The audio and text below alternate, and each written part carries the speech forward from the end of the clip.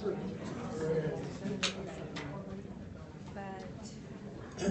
Okay, we ready to go? Well, that was a great set of pitches. It's always interesting. I always learn something. And you know, the film pitches, the film tech pitches are always more entertaining because technology is always entertaining. You know, it's always you get to see a video or, you know, when it works, stuff like that. So we now have a panel. We wanted to split this up not only into some presentations by actual film tech companies, but also we're going to have a 1-hour panel discussion here. Save your questions. We'll save them up for the end. The format here is I'd like to introduce our panelists, let them say a few words about themselves, and then we're going to launch into a discussion. So on our panel, on the far end closest to me is Dana Loberg. She's the CEO of Movie Lala. It's a movie marketing and data analytics platform for upcoming movies. They connect movie fans with the films that they're interested in and the movie stars that they love the most. Provides film studios with a direct way to market their movies to movie fans. So Dana is a real good example of a film tech company. She started in Los Angeles. I think you grew up down there, moved up here, now based primarily in Silicon Valley, I believe. I started it here. Oh, you started here. Okay, well, of course, this is the center of the tech universe. Next to Dana is Saad Khan. He's the founder of Film Angels. He's an experienced angel investor for independent film and tech startups. And, you know, maybe we could close that door back there. We're getting a lot of noise here. Go ahead and close that door. Okay, thank you very much. Founder of Film Angels, an angel investor for independent film and tech startups, and a longtime venture capitalist. Saad was a partner at CMEA Capital for 7 years. He's currently working with Uprising US. He holds many board seats for companies across various industries.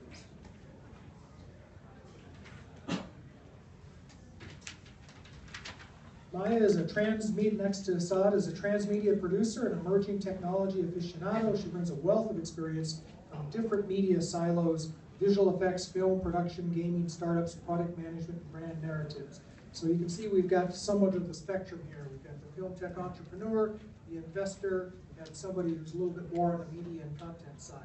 She's worked with some big feature films and cinematics such as Prince of Persia, Ghostbusters, and Star Trek for companies such as Ubisoft, EA, Vivendi, Sega, and Activision. And finally, on the end, is Angie Wang. She's a filmmaker who just completed her first feature film, Cardinal X. Her path has been a winding one. She worked in technology, sales, and founded a consulting services company before she spearheaded and served as director for the nonprofit GROW, Global Resiliency Outreach Work with at-risk middle school kids, which ignites her passion in social change. So with that, I think what I'd like to do before we actually jump into a full discussion, I think I'd like to give each of you an opportunity, maybe just a couple of minutes, to talk a little bit more about who you are and how you come to this space and what your background is. We'll start with you, Dana. Hi, everybody. I am Dana Loberg, and I am the CEO and co-founder of Movie Lala. And we really started this business because we feel that no one had built something social and personalized in the mobile space. So we wanted to think of it as an IMDb 2.0 for the next generation. And while we were building this for the consumer, we also felt that the data and analytics for studios, they don't really know how to reach their audience in the mobile space at all. So we are there to fix some of the studio's problems when it comes to marketing movies to the younger generation. Hi, how's everyone doing? My name is Saad, and I guess I'm here because you introduced me to Ben, and Ben invited me here, and now I'm getting to enjoy all the company of you fine folk. So my day job for a long time has been as a venture capitalist. Don't hold it against me, please. Most recently, I just started something new, which we haven't really talked a lot about publicly, but it's really been focused on helping people do shit that matters, is how I think about it, and putting that filter on all of our time and enabling people who think in those terms. I've been sort of a venture guy for a long time. I've invested in a bunch of companies, including things like Lending Club and Lyft, bizarrely, Upwardly, and a bunch of other stuff. I helped start something called the Film Angels, and I've seen some various folks who are affiliated with the film world, and I'm really passionate about storytelling. And I got involved with a bunch of film stuff, and actually my first music project, but this past year and a half ago, which actually in the jazz world, which just won a Grammy actually this past in February, which is pretty awesome. Anyway, I'm anxious to hear more from you guys and hear your stories as well. Thank you, Saad. Hi, I'm Maya Zuckerman. I'm a transmedia producer, multi-platform narrative architect, or whatever you want to call it, because really where I'm at right now in my career is something that hasn't been done yet, because it's a new field, it's a new world, things are changing really, really, really rapidly. And really where my interest is narrative, and global narratives, and my work takes me from heavy corporate to very out there, interesting groups who are trying to bring narrative in different ways through different mediums. And for me, my role is to help them, foster them, get the media, the story out there. I'm also the founder and co-founder of Transmedia SF. It's a San Francisco meetup and a small agency, and we run events around where storytelling meets technology. We've run over 30 meetups, a few hackathons, bunch of workshops, and even a conference called HardwareCon around hardware startups, because I also believe that tech is booming, especially in the East Bay. San Leandro hosted us, and that's the hardware mecca, the coming mecca. So it's an interesting space that's happening right now. And for me, I'm a systems thinker, and I look at the whole system, and it's really, really, really interesting. Even the pitches that we just heard are indicative of what is happening, and that's where my interest is like looking at the whole bigger picture, and then how to level up the playing field for both creatives and technologists, especially in the Bay Area. I really feel that the creatives, I think globally, the creatives, we need more poets, and we need the successful people, as the guy says, poets and artists. So I'm here for those people. So yeah, and I'm excited to hear the collective genius that we have here tonight, all of you as well. Thanks, I don't know how to follow up on that. I can't even remember what the fucking question was. Who are you and why are you here? I'm here because Dana emailed me and said, will you sit on this panel? And I was like, sure, Dean. But I guess, I guess I had a midlife crisis, and I decided at a ripe old age that I wanted to be a filmmaker. And of course, all my friends were like, you're fucking nuts. Like, you have no idea what you're doing. Have you ever taken a class? And I was like, no. They're like, you don't even know how to shoot anything on your iPhone. So I thought, well, I'll go down to UCLA and I'll take a class. It's a good place to begin. I was sitting in a room with like a bunch of 20-year-olds, and I was like, man, I'm not trying to be like a 50-year-old e-girl. So I said, well, I'm just going to have to figure out. I think it's always an important part of the process to kind of really assess what your own inventory is, what your strengths are, what your weaknesses are. I was in sales in the Valley for a while, so I was like, I know how to like persuade people.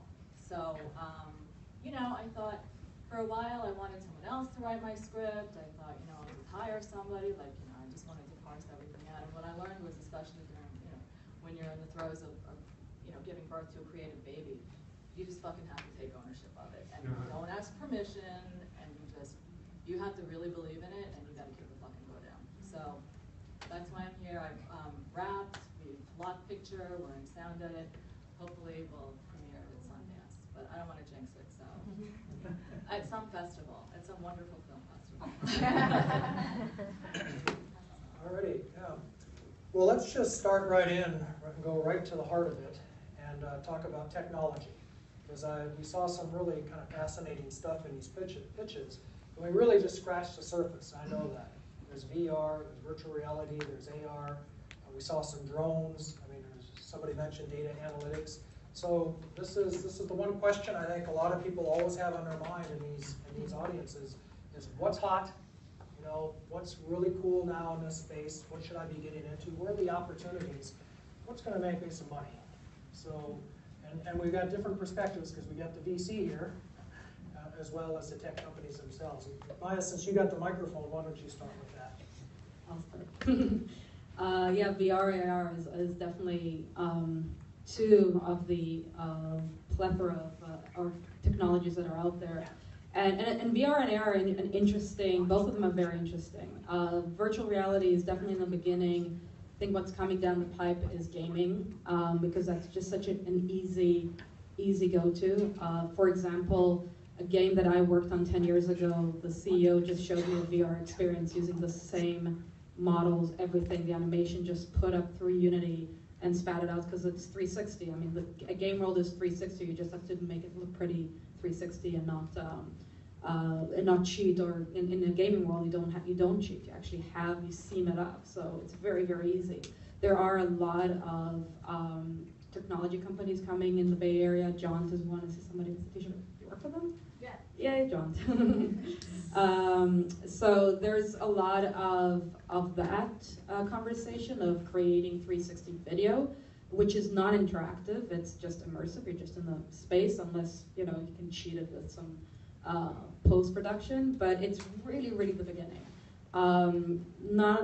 Who has a VR headset that is not a box in the room? Okay, well, yeah, here we go. Besides John. So, I mean, it's going to take a little bit. There is still and I'm sure that it's going to take a few years to get it to the level that consumers actually use it. And I really think that entertainment and entertainment, gaming, and maybe some educational will be the first. So that could be an interesting place. AR is further down the line, technology-wise. Where I think that's going to come in is actually first for things like mechanics, or people work on oil rigs and things like that. I know that Google's already updating their Google Glass for that, even though it's not AR, but it's a wearable. So that's an interesting place. And of course, there's Periscope, and there's Meerkat, and there's all these other social platforms that are coming from every direction. And we saw the robotics. So where to start, where to put your shingle, that's a huge question, and it's not going to stop. This accelerated development of technology is this. We haven't seen the end of it. We have just saw the beginning of it. It's exponentially growing. I think where your heart is and where you really want to create, especially if you're a creator, is where you go, where you're really interested in something that makes your heart sing. Otherwise, it's too much out there. There's so many possibilities. And I don't think it's going to slow down anytime soon. Angie, let's follow up on that. Do you feel like you got to be a technologist to be a filmmaker now with what's going on in the industry and all that's happening? If you want to make money, which sometimes the two are at odds. But yeah, no, I think with respect to technology, I do think, to follow up on what Maya said, you do have to follow where your passion is. Like if you're looking for a place to park your money, it's you really have to believe in it and you have to love it. Otherwise, like why bother, really? I think that in terms of technology, from my perspective as a filmmaker, I'll put myself into that kind of limited box. For me, it's all about just getting my content out.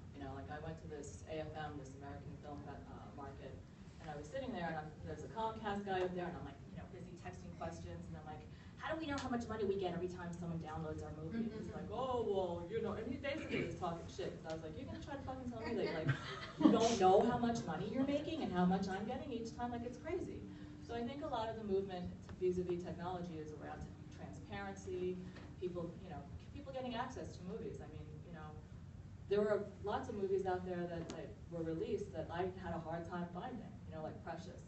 I had a really hard time. It's not going to be shown down in San Mateo, and it's not going to be shown in major, in a lot of major theaters. You have to look for that stuff, and I think the public is now hungry for it. I mean, it's great to have your Mission Impossibles, and I love Star Trek, but I think I think people are looking for more thoughtful content, things that that speak to their heart, things that that can inspire a shift in perspective. So I think technology is a great tool to get that to people. And I also think my movie is a hard R. Like there's no chance in hell I'm going to get by the censors with anything less. So I'm going to lose a lot of my audience. If you're 16 years old and you want to go see my movie, you're going to go in and you're going to pay your money and you're going to say, I want to see Mission Impossible, but you're going to go in to see my movie. So we're trying to work some creative, campaigns and such, so that we can capture that audience, and like at home, like with some VOD play. I think Dana has a solution for that, actually. actually. I'm curious, do you feel like you're going to see some of those films, your kind of work and others on Netflix? Yeah, I think I don't know if you guys know Jennifer Fang's work, but she just did a movie that played at Sundance, and it's on Netflix now, which I think is great. But like, we don't get a lot of money from that. Movies like Dope and Muriel and the Dying Girl that did really well at Sundance will pay to get shown in the theaters, right, for the award season. So every now and again you can catch one of them on a big screen. But I do think Netflix is a big vehicle. I think iTunes is. I think Amazon is. And I think Vimeo now is. Vimeo actually gives 90% of the revenue now to the filmmaker, which is like gymongous. So I think it's all shit. Raise your hand now. Tech companies. Okay, more filmmakers. Okay, well, I should have asked that first. So, do you want to answer that? If I'm a tech person or a filmmaker? I like to think of both. Look, I mean, there's a lot of people here who are obviously driven by their heart. If you're a storyteller or a filmmaker, at some level, what is hot shouldn't really matter. Is the bottom line. By the way, by the time someone tells you if something is hot, it's too late, right? I mean, you should have been there already. So that's not a good way to live your life. I just asked my 16-year-old daughter. I'm like, all right. Yeah, I asked my 7 years younger brother actually before I came here today. I was like, what was the name of that company again that you told me about? No, I think there's just so much awesome stuff. I mean, if you're a storyteller today, the awesome thing is the means of production have come down so far. And the fact that we can have a device that costs less than $1,000 and can give you a shot like a helicopter, even if it's not on rails and you can't do it again, is a pretty amazing thing. And the fact that you can record this whole talk on that iPhone is pretty amazing, right? I mean, it's all of a sudden the tools of the trade that used to be high pro tools are now in everybody's pocket. And so what's fun for me to think about is at some level I feel like the filmmaking hasn't caught up to what's actually available, and pretty much every single person on the planet is a filmmaker and a storyteller. And now they're trying to figure out what is that story they want to tell, and I suspect you start with telling your own. So I'm really curious to see what comes of all this. From a technology perspective, there's a lot of things that enable it. I mean, the cameras are getting smaller, they're getting more durable. I mean, anyone who has a GoPro or is part of that culture, I mean, you know what that's all about. And I think what you're actually seeing is even that device is actually not that hardcore from a tech perspective. I mean, it's like a casing on commodity hardware. It just has a cultural element to it, and and an enthusiast crowd, which makes it a multi-billion-dollar company. Right? So really, I think it's what you guys choose to do with the stuff that we have available already, which is going to be awesome. And then throw in some OK Grow drone kind of shots, and it's going to be awesome, right?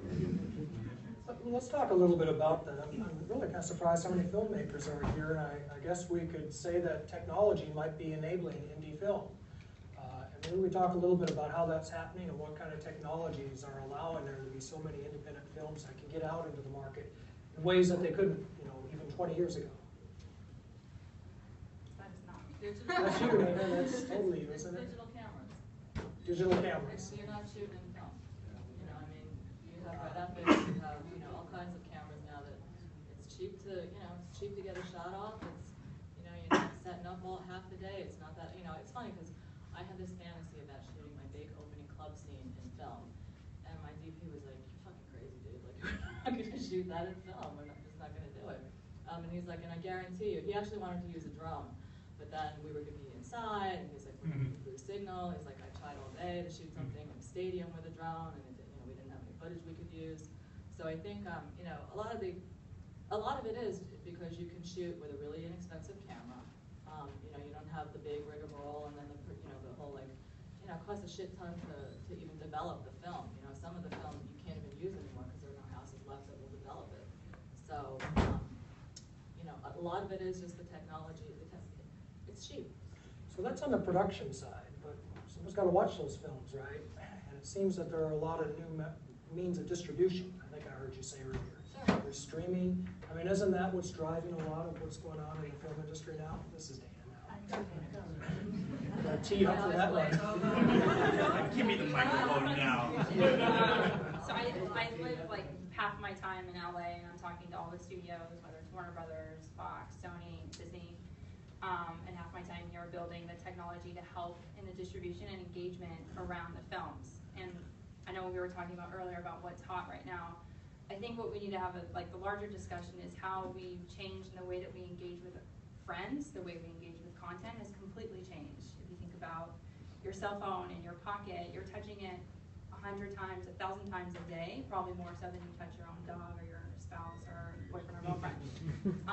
And so the entire way that we function as a human has changed in the last 5, 10 years and drastically. And obviously the way that we consume content has changed because we have Meerkat and Periscope today where we're live chatting while we're sharing and consuming the video.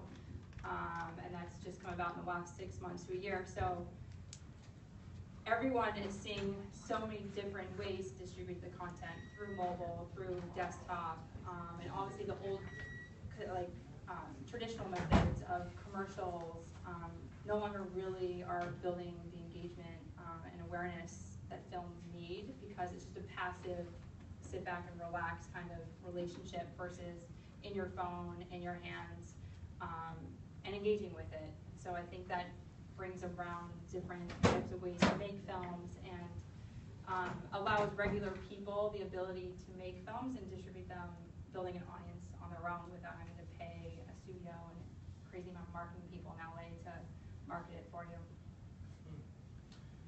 Well, following up on that, it's kind of interesting. Let's turn this around, because I asked you how tech was maybe enabling film, but maybe it's the other way around.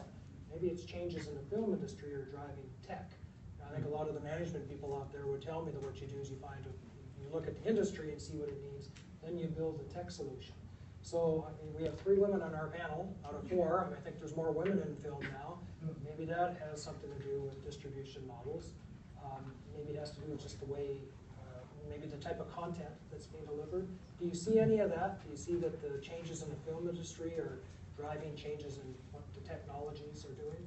I mean, I think films are the most powerful source of content that you can influence people with, 100%. And I think when you look at a global perspective of how movies shape people's lives, there's a reason why the American dream exists out there, from the Cowboys and all the films that we produce here in LA and America, and how they impacted people to come here. So I think it's interesting, because I think Hollywood is one of the biggest categories, and interestingly enough, they're the last to get disrupted with technology. They have the largest global impact than anything, I think, on Earth. And I'm only hoping that there will be more women, obviously, making films and in films. And I think there's a lot of parallels between tech and women, and Hollywood and women. But I think Hollywood really does drive the innovation, and is kind of the leader when it comes to shifts globally.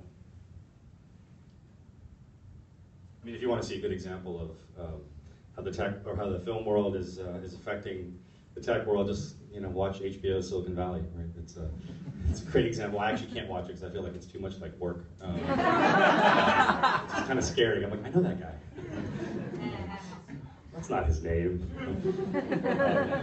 Honestly, I mean, I think the question you posed and the direction of that arrow is actually super important. If you think about it, a lot of the things that people actually even build today in the Valley are functions of stories that they read when they were kids. So I mean, I see so many examples of this in the Valley now, where science fiction actually drives, what technology people make. I mean, we were talking about VR earlier. I mean, has anyone read Snow Crash, right? And Neil Stephenson? Exactly. Yeah, and in this case, Neil Stephenson literally has been hired by a company called Magic Leap, where that's, where someone's like, you pretty much put together the vision for the company that we're putting together now, 25, 30 years later, so why don't we just hire you? And that's how closely they are linked. I mean, if you think about, there's a company that people used to talk about a lot. There's a guy named Eric Ries who has a thing called Lean Startup, and he tells a story about there.com, if you don't remember. It's kind of like his prototypical story of a startup that raised way too much capital, and it was not lean, and therefore went the way of the dodo. But the irony of that company is, one of the hardest challenges that they actually had was explaining to people what they did. And I remember because I beta tested it. I was actually at Stanford at the time, and I came in and I was one of the beta testers, and they were trying to describe it to me. I'm like, so what is it? It's like a graphical user interface, and it's okay. I get it, and you can navigate the world, and I was, and finally I was like, oh, you're building the metaverse, right? That's really what you realize. Everyone who worked there had read Neil Stephenson and was literally building the stuff that they had already read, whether it was subconscious or or in the top of in the forefront of their brain. And I think that's the really interesting thing that I'm seeing now is like a lot of the stuff that we used to read as kids, or even maybe our parents used to read, are literally starting to come true. And that world is a pretty fascinating world from a tech perspective. It's right now it's like it's a giant playground of awesome, right? I mean, you watch a video of a drone, and all of a sudden look at your iPhone and look at sort of what FaceTime is. I mean, it's your phone is actually a video communication device. It's so easy to use that I can use it with my 2-year-old and my and his grandmother. And then take it further. I mean, our devices now. I was at the Autodesk office the other day, and we were demoing something. We took a bunch of pictures of a few different physical objects. They actually created we actually created a super detailed model from a polygon perspective, over 1 million polygons in this thing. It had sort of a mesh, it had texture, everything, and you could go print it. After taking 40 pictures with your iPhone, I could literally have a physical facsimile of this thing. I mean, the stuff we're actually coming on right now from a tech perspective is literally like, it's awesome. It's like the 1964 World Fair stuff. So, for anyone who wants to tell stories right now or see that arc and the direction of, who's influencing what, I mean, the stuff we used to read is coming true, and now the question is, when that stuff comes true, what can we do with it? And that's the question in front of all of you, and what story do you want to tell based on it? It's kind of awesome. So I'm going to come back to you on what you're investing in, but Maya, you've written several articles that I read recently on some of these new technologies. Could you talk a little bit about AR and VR and explain what they are? And to continue with what Saad said, I mean, we've got all this amazing power at our fingertips, and we got a world that's going to need some help. So I think as storytellers, we actually have a responsibility to tell stories that are inspiring and are bringing people together versus dispersing. So that's like my soapbox. But I wrote an article for Huffington Post called, and I've been trying to write it for a year, called "Dude, Where's My Holodeck?" And one person answered, "We were never promised a holodeck," and I still argue that yes. And one of my friends is actually building it. Does everybody here know what a holodeck holodeck is? You guys know what a holodeck is? Yes. Anybody do not know what a holodeck is? Yeah, who's going to raise their hand? Okay. I don't know what a holodeck is. Do you know Star Trek? Yes. Have you seen them going into a room where this visualization happens, simulation happens, Yes. and that's the holodeck? Okay. Yeah. But it's also a metaphor for simulated worlds, I think, now in the zeitgeist. I mean, it appeared first in the late 80s, but I think apparently I was finding that it was somewhere else in the past, was mentioned in the Star Trek verse. And we've been trying to create simulated worlds forever. Paintings, and you can go through the history, but actually the first virtual reality was in the late 30s or 40s, where you actually would sit in this contraption, and they even have different smells, and you could basically be in this virtual world. I don't know how good it was. I've only seen ever the photo of the person sitting in it. But I mean, we've been trying to do this for forever, and there's a question about, and that's the question that I raised in my article, is good or bad? Is this a good witch or a bad witch? Is this, what is it creating in us? And some of it is, I think, us as creators, one, we have this God complex as human. We keep wanting to, and that's why, we also want to create clones, and we want to create AI, and all that narrative is because we want to create something that we birth. We want to birth something new beyond just ourselves. But I think as creators, we want to create worlds. And when I started my career, I was a visual effects artist and an animator, and a 3D animator. And one of the powers that you get as an animator is you create a world. So I think that is something that I'm seeing emerging even more, this creation of world that is happening, and this complete taking over of our world through story, through narrative, and through technology. So again, how do we bring it back into our responsibility as storytellers, and from Hollywood? One of the issues that I have with Hollywood and the Hollywood model that is very much a boys' club still, and very close to new ideas, because if you notice, there is almost nothing new coming out of Hollywood. It's reruns, and knowing people, producers in the big studios, nothing new is coming down the pipeline, which is actually, if you think about it as a culture phenomenon, is scary and dangerous, because there is nothing new. And I think we're in Silicon Valley here are creating the future, and we're bringing this new narrative. And how do we bridge between the very stagnant hero's journey, 3-act, very, very formulaic, to what's happening? Television is having a wonderful golden era, and Netflix is definitely leading that. So there's a lot of opportunity there. It still is very much kept. I mean, you can get your Netflix. You can get the movie distributed on Netflix, but to actually get your TV show on Netflix is two different things. No comparison. You need to be top level filmmaker. You know, that's why the Wachowskis got in, and other level, that kind of level of actors and producers and directors. But the where they do have the opening is for everybody to distribute it, so you can get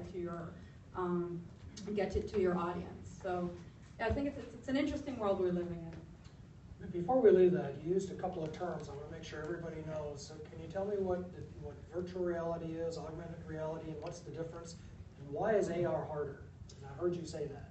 So virtual reality, you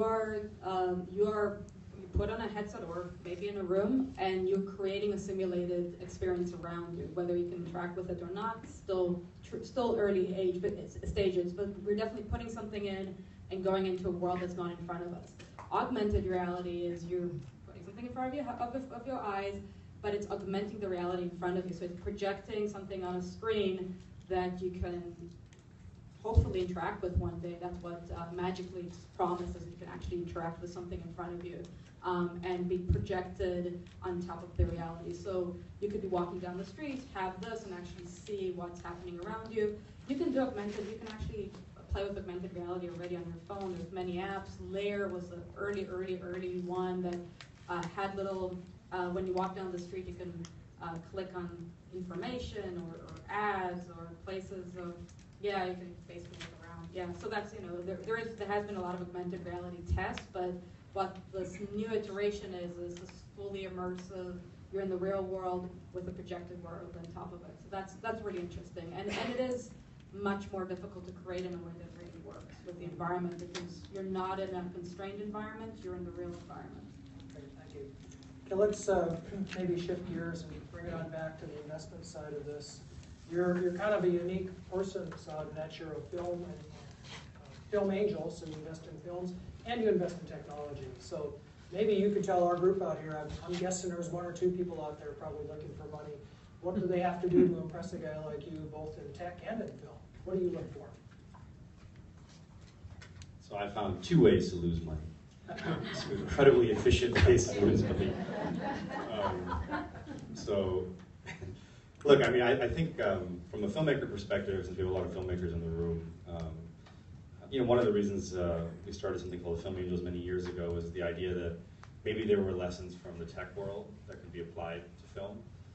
Certainly in terms of how tech entrepreneurs, there's a discipline around certain things that people expect to see in a kind of presentation, or expect you to at least have your head around.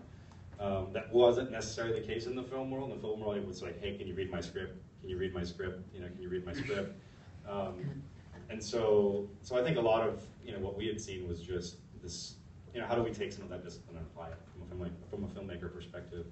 But at the same time, there's features of like when I compare like the pitches that I get.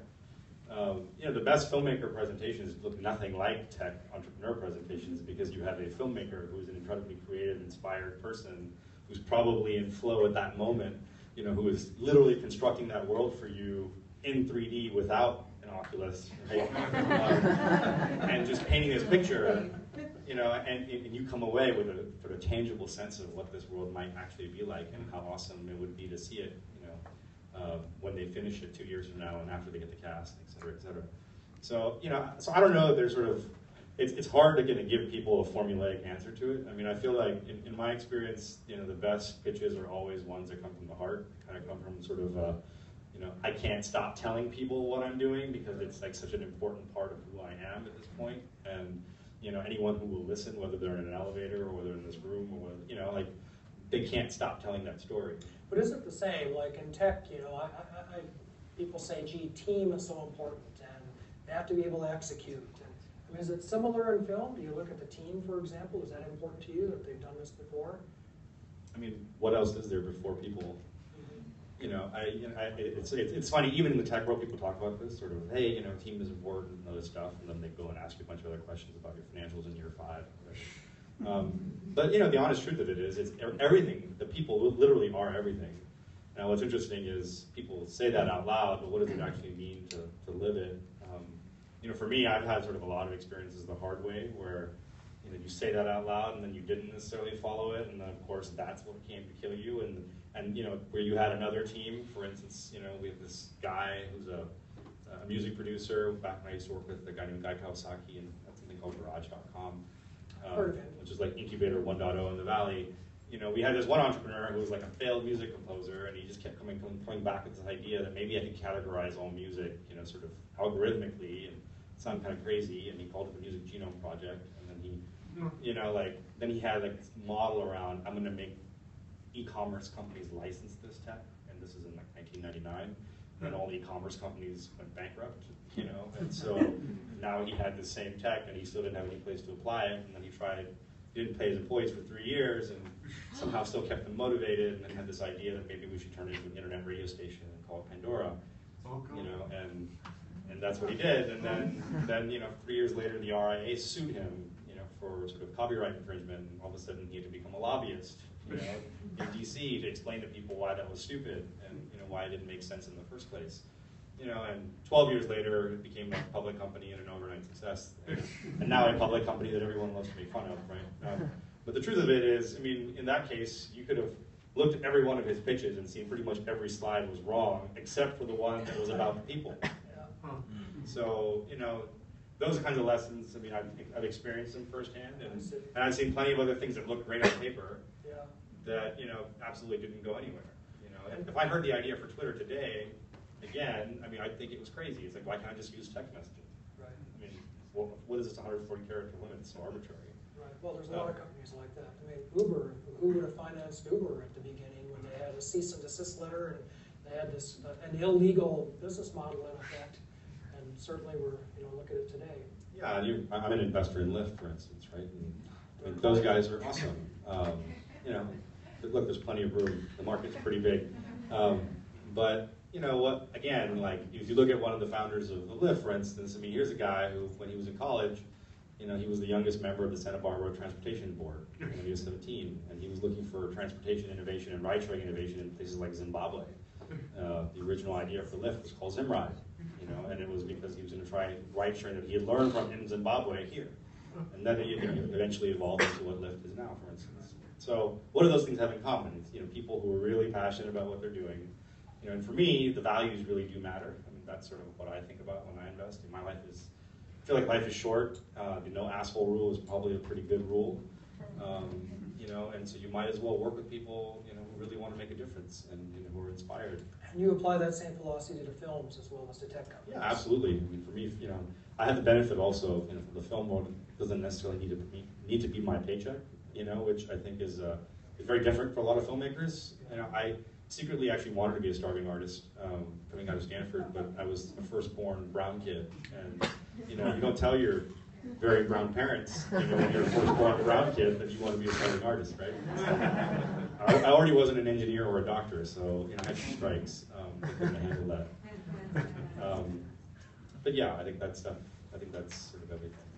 Say, Angie, your film was funded, right? You got financing. Can you talk a little bit about the process for you? I'm not a good example of that. No, okay. I mean, I pitched it around in the studio world for a while, and I actually got a little traction. But they wanted to change everything. They want to take ownership of it. It's a semi-automatic biographical story, and it is told from like you tell your own story first.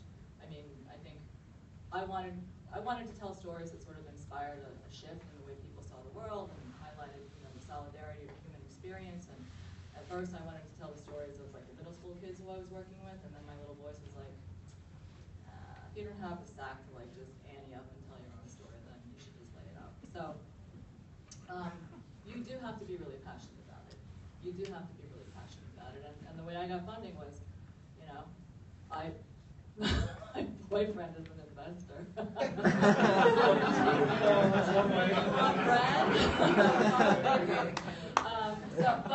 But I did, I went through the process of kind of pitching it around, and I think the big takeaway is that you have to be really passionate.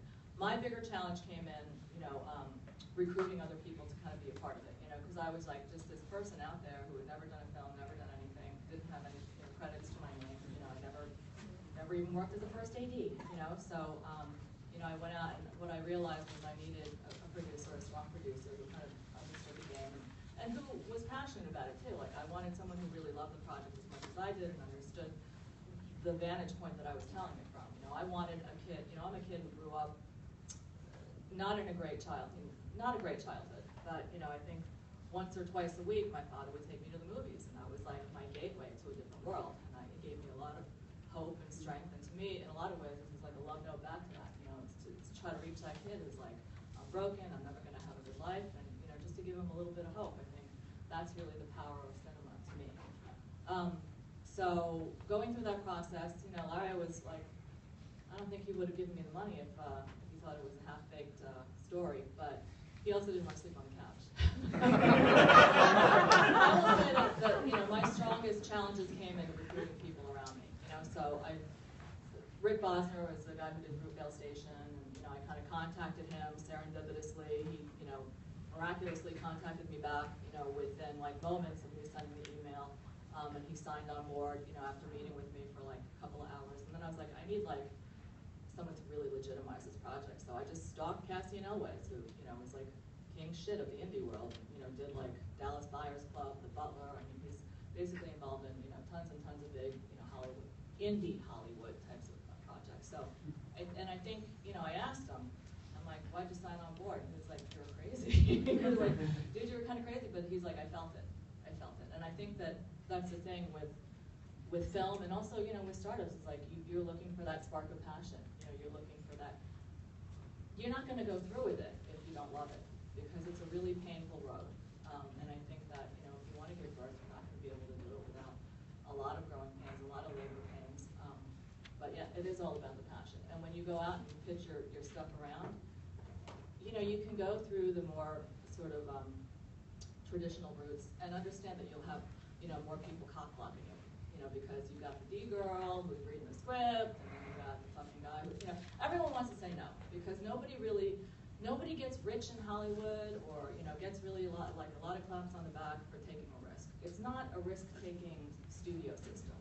So you can go around that, and you can find people who kind of are inspired by your vision. There are all kinds of places to go for money, not just your boyfriend. But well, that was the easiest route for me. It was very unfair to ask me that question. Did you do crowdfunding or anything like that? We're going to actually we're on the cusp of doing an Indiegogo campaign. And I think, it's twofold. It's partly, you can always use a little extra money during post, because all of a sudden I'm like, I really need a Prince song, and I'm probably not going to get it. But it's also a way to, to kind of gather audience, to really kind of hook into your audience. I think I'm really looking at creative ways to be able to kind of hook into different audiences, to be able to kind of get, like, I look at my daughter, and she was obsessed with that crazy English boy band for a while, the New Direction. One Direction. And I mean, I actually had to take her to a concert. It was horrifying. But, those teenage girls made that band. They're the most viral generation of our time, and they really kind of circulated and got passionate and got behind these, like, little English boys, and they made them a force. So I think the power is there. It's just up to us to harness it. Yeah, I think crowdfunding is a great example of, something that's far more distribution and marketing and far less funding. But hey, look, if you can have 1 million executive producers, who sign on, the one thing you can guarantee is they're going to come to the film, and they're going to bring their friends, and that's pretty valuable. You know, it's interesting. I mean, crowdfunding in the context of film, to me, it's one of these things where even if I had a fully financed film, I would actually carve it back and actually go out and just, you know, for the sake of actually the distribution and marketing visibility that you get, it's so powerful. You know, and it's funny for me to see that because we talk about Indiegogo now. Like, you know, we're talking about these robotics companies. I was an investor in a robotics company in 2008, and there was no crowdfunding. And you know, it was actually very, very, very difficult to raise money for it. And I think one of the things that's actually enabled a lot of the renaissance we're having with a lot of hardware stuff was actually the crowdfunding platforms. Because if you look at, you know, people, you know, venture guys, institutional investors, they, you know, were like, why would we do this? This looks really expensive. It seems really risky. And yet you have these guys going up on Kickstarter and launching things like the Pebble Watch. I got approached by this guy, Eric, many, many years ago, you know, and every venture guy basically said no to him. And then he had this idea, and he put it on Kickstarter, and next thing you know, like, he was a phenomenon, and he had the same people calling him back. Be like, hey, you know, about that thing. And part of it was he basically got people to, you know, put their money where their mouth was at some level and say, yeah, if you made that, I would totally buy it. And people in the gut. I think you really have to help people in the gut. and it's awesome. So, you know, from that perspective, you know, a lot of the tools that are available today make some of these things happen, which now are like, you know, we're talking about robotics and drones as if it's like this new hot trend. You know, it's funny to me because I remember when that was like the only way you could finance a robotics company was to basically find somebody who owned like a soccer team to finance it. I mean, because there was no way any venture guy in the Valley would look at it. Yeah. And, you know, now it's like, now we can't stop looking at it. Yeah. So, this is, I don't know, maybe for Dana or for Angie, but I'd like to explore a little bit about that intersection between Hollywood and Silicon Valley. And for the film tech companies, any advice for how a film tech company can access that market? How can they get in front of a filmmaker like you, Angie, or maybe one of the big studios and sell their tech or get their tech in front of them, especially when LA is so far away? And Yeah, I'll just briefly talk about how I made some shortcuts to Hollywood. It's definitely, for the big studios, I would say it's difficult. You have to be very persistent, like you would have to be when you're raising money in Silicon Valley. You have to constantly be emailing them, meeting with them, and really forcing yourself to meet with them. Like, I remember the tricks I would use, because in LA the meetings cancel all the time because they're busy and they're not a priority on their list of things to do that day. And I would almost threaten sometimes to have the meetings. A lot of times I would say, like, I booked this trip for you, you have to take it, and I would throw a lot of names in the email that were their bosses or someone that they really didn't want to get fired, so they would have to take the meeting. Because it's difficult. It's a very closed circle in Hollywood, and like we've all been talking about, they don't want to change, they don't want to meet new people, they don't want to do anything that's going to rock the boat because they're all getting really big paychecks. So it's just being aggressive and going after it, and you do have to use names, unfortunately. It's just the way Hollywood works. It's all about who you know, not what you know. And that would be like one of my advice for people that are trying to break in. You guys kick the door down. kick the door down. You really have to kick the door down. And get a membership at the Soho House. Or Equinox. At the Equinox, yeah. Or, you know, it's true. Like, you bang around in places where you know you're going to see people. You know, you go to the Montage in Beverly Hills, or you go to the lunch spots, or you go to, you know, and sometimes you just have to, you know, almost stalk people. But then once you get a little inroad, you know, it's like playing, I don't know, you guys know that old game Minesweeper that used to be like on the, you know, you like click the one and you might blow up, but then you click another one, you get a little burst and you build on it. It's the same concept. I feel like, you know, you pretty much, like, Cassian has introduced me to half the town now, you know, so it's funny how, you know, I went from the person who every time I called his offices, I mean, even his admin was like disdainful. He was like, oh, and now he's like, oh, hi, Ange. Oh, yeah, let me put you right through. So, you know, you can break it. You can break it, but like Dana said, you have to be super persistent and have basically no shame, right, Dana? You basically have to have no shame. Like, I've parked people into their parking spots. Like, hey, I know that you've been here for 4 hours. Like, hey, I noticed that you know. So, I think also you wanna understand them as human beings. You know, you want to be able to connect with them as human beings. I think that's a big part of it too. You know, they have to want to do business with you.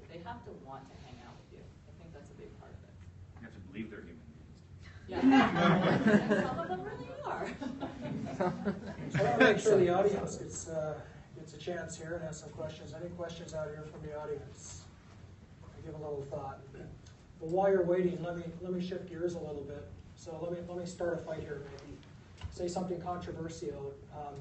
I've heard people say that we shouldn't call this film tech. We should call this entertainment tech because film is on the decline. People are using all other types of media. And television is really the big prize. If you can take market share away from television, that's what we want to do. But what do you think about that? Do people go to movies anymore? Is that something that we should, is there such a thing as film tech, or is it really just, I don't know, iPhone screen tech? Go ahead. Media tech. Media tech. Film does still exist, but it's definitely on the decline. It's media, and there's premium media, and there's cat videos, and we know the difference. And we will pay for HBO, and we will pay for Netflix to see House of Cards, in my case, Sense8 again and again and again.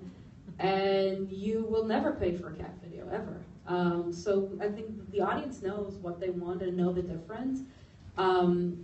Film, per se, as a film, and going to see a film is definitely in decline. Every time I go to see a film, which is like once every quarter maybe, it's just because I really want the big visual effects, and I want to see it really big and 3D and all that. But I haven't. Otherwise, I'm enjoying seeing more media, more high-level media on my cord-cutting monitor. But I pay for it. I actually myself have now zero tolerance of pirating in my house. It's not allowed. So because I'm in the business, I will pay. And I'll pay for an episode of Mr. Robot on Amazon because I actually do not have a television set. I only have a monitor. I only use computers. But yeah, I will pay for media. If it's $2, why not? And they don't have advertisement. And they have branded entertainment within and product placement within, so they're never going to stop that. So that's definitely how they're making the money. So I think media tech, and I've been using media tech for a long time. Yeah. Any thoughts on that? I think it is on the decline. I think it is on. I myself am wildly excited when there's a movie that I'm stoked enough to go see, to actually walk to the theater and pay the money. And I'm one of those people who, I think I saw JJ. I've given JJ Abrams a lot of my money. I think I've seen Star Trek probably. How many times did we see it the first week? 4 or 5. I love it. Yeah. So, but yeah, I want to see the big effects, and I think it makes a difference. He saw Gravity on the big screen. He was like, "Wow, it was fantastic," and I watched it at home and fell asleep. So it's a different experience. I think it's a different experience, and I think it's up to kind of Hollywood to kind of step up the content a little, and maybe match what's going on in television. TV is still a spec world, and it's so boring now at the movies often. So. If there were good films, I think people would go all the time. Yeah. I still pay $14 to go at a movie theater, literally 100 meters from my house. I treat it like my living room. Go see Amy. Yeah, I think the fundamental problem is just that what we have is the hero's journey over and over and over again, and they're all X-Men, and so they literally are heroes. Joseph Campbell was not being that literal, and so I think there's an opportunity to update that. But every once in a while, you see something that that really makes you think and makes you feel like this is why I go to the movies. I felt that way when I watched Interstellar. I watched it 4 times in the theater, and I felt wow, somebody finally did a good job of taking this sort of something of cosmic scope and and dealing with real issues, technical issues, and humanizing them. And I think that opportunity absolutely still exists. And by the way, going to the theater is one of the cheapest forms of entertainment. It's actually one of the things that in every down market, people go to the movies more because relative to other entertainment options, this is always the thing that you can still do. And so. I think the world is waiting for it. It's if it's in decline, it's because people have done a really crappy job of giving them good stuff to watch. But I think the world, and I suspect everybody in this room, loves going to the movies, right? I personally think there's something magical about a shared immersive experience. When you actually hear the person next to you laugh spontaneously at the same time that you do. There's a human common denominator that happens, and I think everyone enjoys that. That's why people go to concerts. That's why people, because it's just when you're actually together and when you witness something, especially something that moves you, doing it together is what everyone craves doing. And I think that doesn't go away. That's human nature. I mean, just if I can say something now, tons and millions of extraordinary good movies, the distribution system is not like that. Because when I was in Europe, I used to go watch movies every week.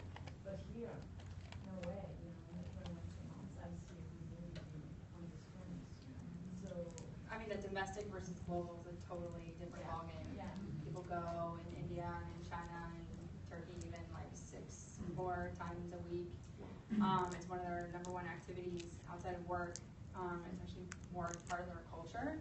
So I think like when you think of America and 200 million people go to movies a year, it's actually way bigger than sports games, concerts. I mean, it's one of the top activities in America, and it is declining a little bit just because there are so many theaters, and even the theaters need to go through some changes in order to stay up with the times with bigger seats and food and drinks, and those things are happening slowly. And I do believe that whatever goes down must come up, and so right now television maybe is on the peak, but I think films will always be here. Storytelling has been around since caveman era, and yeah, I think there's like maybe a bump right now, but I think globally they're still #1, and they'll always be around films. Just to follow up, in all the film festivals, I keep reading about all these great indie movies coming out. Most of them will never get to the screens in the U.S.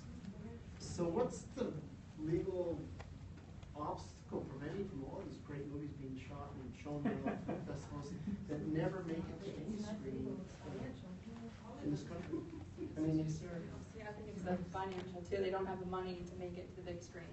No, but how about this on like, online streaming service? Like on Amazon or Hulu. Yeah, what prevents them from coming out? I think those are still pretty new, or they're only taking the top elite players in the field to do streaming. I think you'll see a lot of stuff come out. You have to look for it. There are other questions.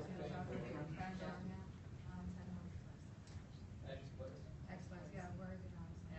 In How that- about Netflix? Right. It's on Amazon. Yeah. Question here. It's actually something that is very beneficial for this group. Then we had a meeting with Ubiquity. Ubiquity, yeah. Yeah, what they are doing is, actually this is very funny, but TNT Universe and Verizon Fios has insane amount of subscribers. And people are buying more movies than Netflix and Amazon from their home entertainment systems. And there's a company, what was their name?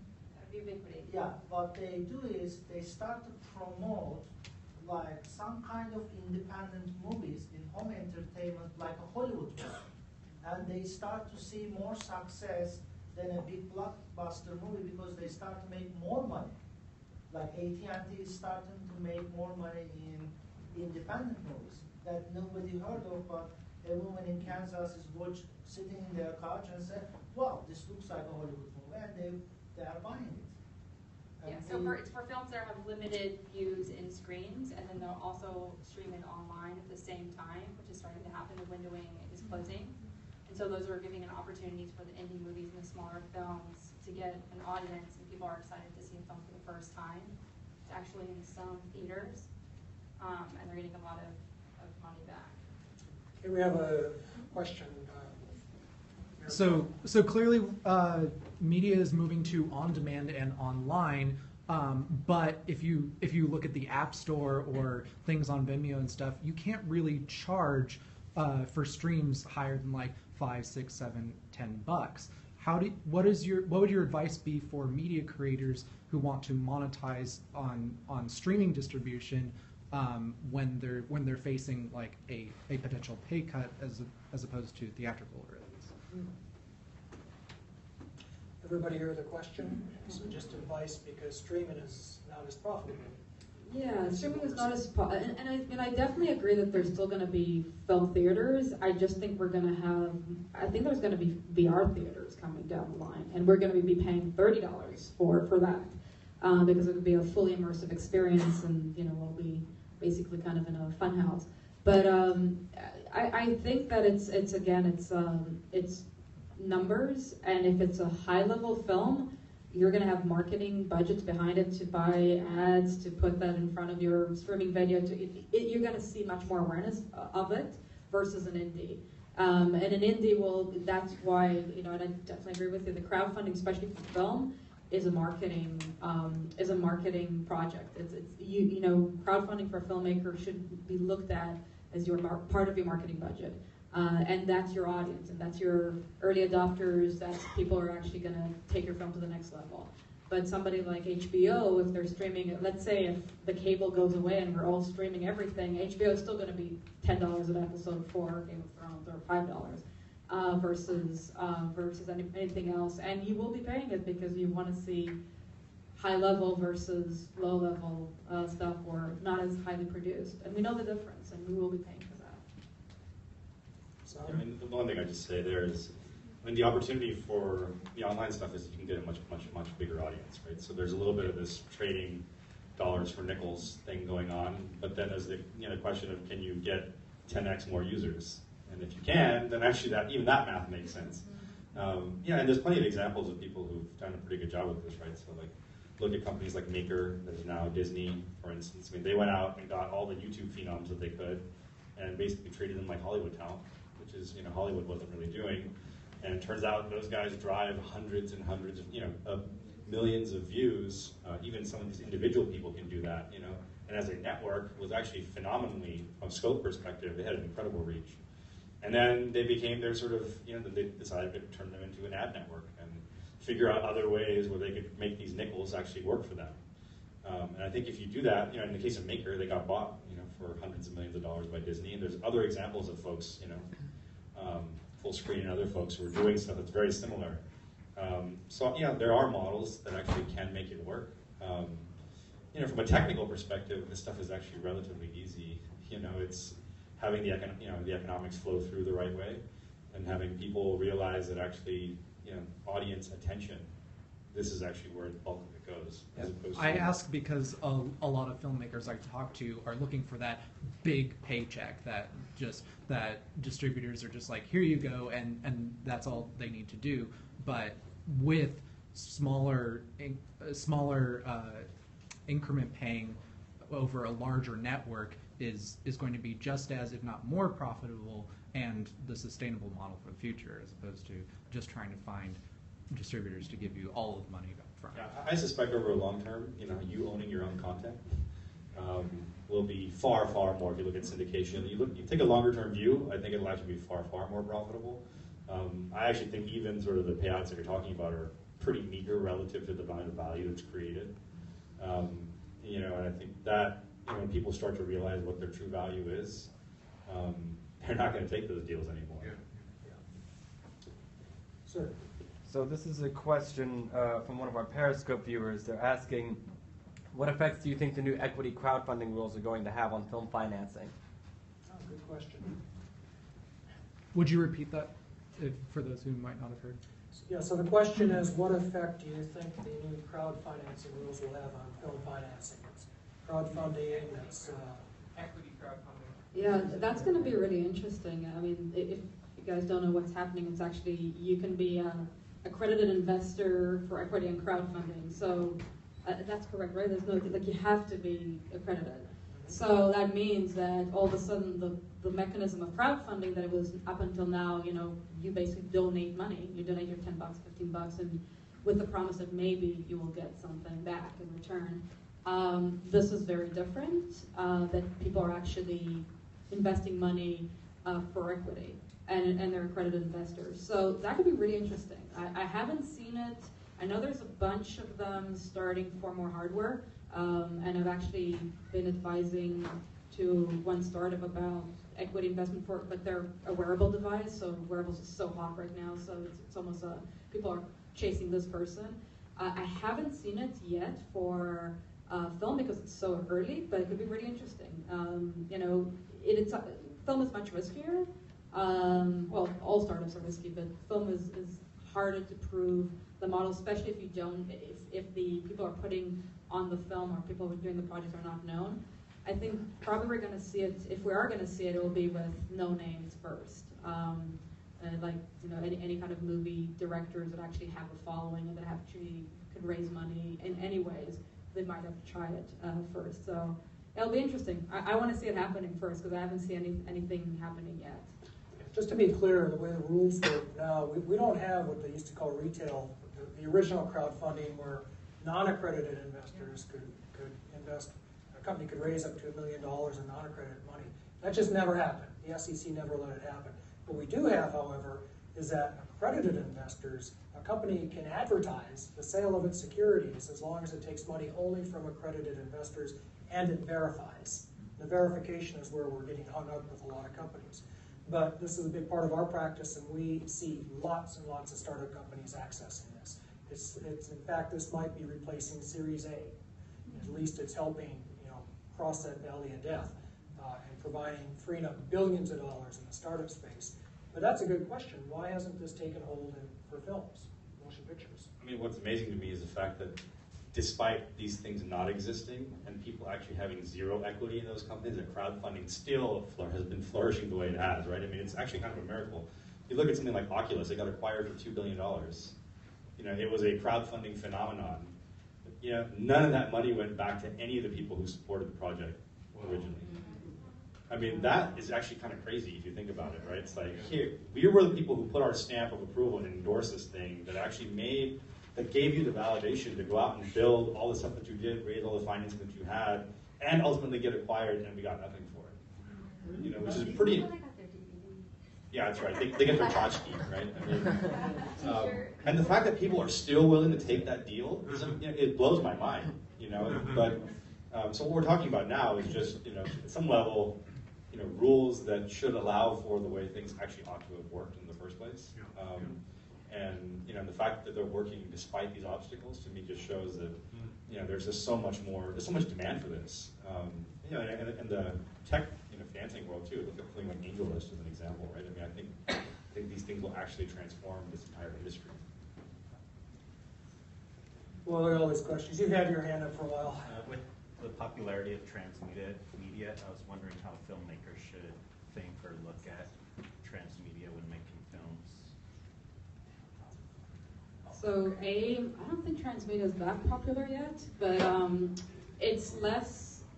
So this is my point of view, and luckily I know a lot of people who call themselves the creators of the transmedia universe, and we kind of agree on that the transmedia is really the ecosystem of where storytelling meets technology and how do you actually create an ecosystem for story that goes over multiple media formats or platforms.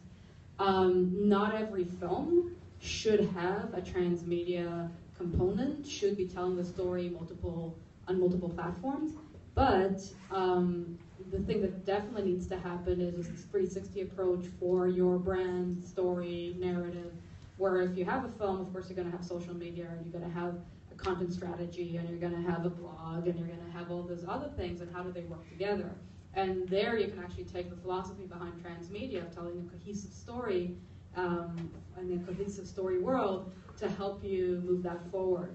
So yeah, that would be my suggestion. It's not has to be transmedia, has to be multi-platform, but definitely has to be multi-platform for marketing purposes. And I actually gave a talk yesterday where storytelling meets technology, and it talked about Marshall McLuhan, because everything he said is happening, and it's kind of crazy. And he really, very, very simply said, and I kind of paraphrase what he says always: medium is the message. Use the right medium for the right message, the right message for the right medium. So if you're going to do a film, do the most amazing film, but don't forget to tell everybody about it on social media and do it well as well. So, especially if it's an independent film. So hopefully that helps. Those are actually good words to close on. If you're going to do a film, make sure to tell everybody about it.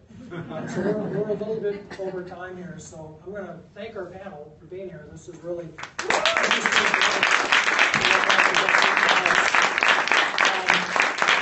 So we can hang out in this back courtyard, right, Ben? It's out in back. The same door you came in at, just straight out that door is fine.